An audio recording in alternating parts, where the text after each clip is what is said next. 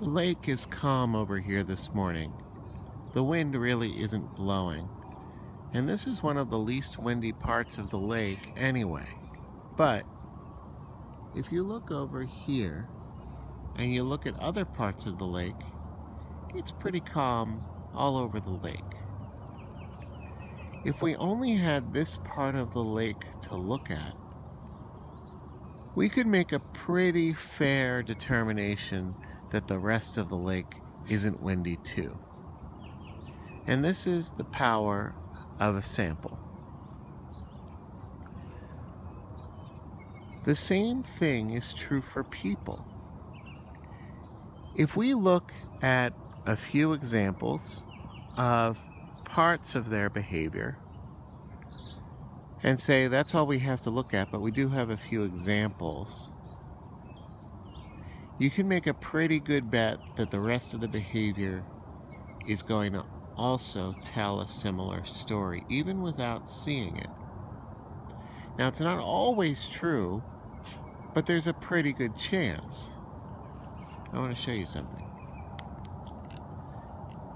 There are always exceptions.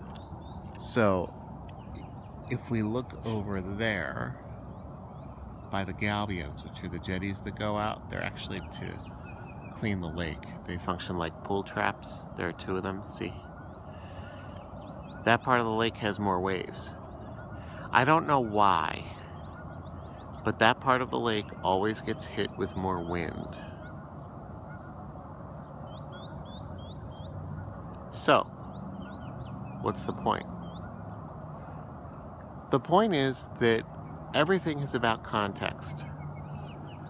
But in general, you can take a small sample repeatedly and have a pretty good idea of what the rest of something looks like. This is basic scientific theory of induction.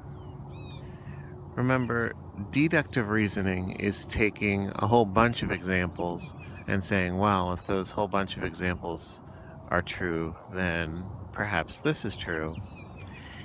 Inductive reasoning is saying, well, I have an example here, and because I have an example here, it must be true in other ways. And both inductive and deductive reasoning have merit. Inductive reasoning, the one where you take one sample and then say it must be true in other ways, that's very useful for system change. That's like when you have to audit something and notice if there's a problem. Deductive reasoning, of course, is the most scientific because you've got multiple samples. Both have their merits. How does this apply to people? Have you ever heard of a poker tell? That's when somebody exhibits some kind of a cue, usually a physical cue, as to how they're doing in terms of the cards they have in front of them. And since you can't see the cards they have in front of them, you're looking to read anything you can about that person that would give away what kind of hand they have, so you know how to play. And in poker, it's all about maintaining, as Lady Gaga said, that pop poker face, right? So nobody knows what you have. Well, the truth is, we can read a lot about people based on their behavior in time. Even in a little space of time, they're giving us a tell about who they are. So how can we use this in our lives? I believe that it's our responsibility to really cultivate a calm, joyful, engaged, or excited, exuberant, warm state as much as possible. Because that's our broadcast. Even in a second's worth of time, that's our sample that we're giving out to the world about who we are, about our opinions about life itself, perhaps. And we are always teaching by virtue of our example. So, a lot of things have happened in my life in terms of thinking about spirituality and religion. And I think I always thought in the past that any kind of a practice, whether it was a meditation or a prayer, brought us out of contact with reality.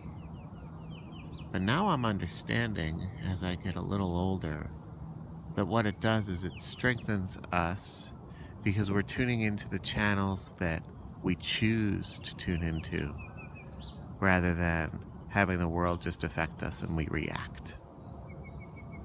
And so I want my sample to be a really good sample, not an accidental sample. I want my lake to be calm most of the time. I want when people see it, I want them to say, wow, that's a calm, peaceful guy. That's somebody who I want to be around. Or in the opposite, I want them to say, this is a really, fun, exuberant person. This is a person who's interesting to me. Change your sample, change your experience, change the experience of others. Be healing, be loving, be exuberant, be happy, be interesting, be funny,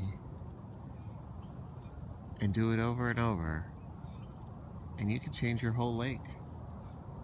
This is Dr. Shipon with drwhynot.com. Have a beautiful day.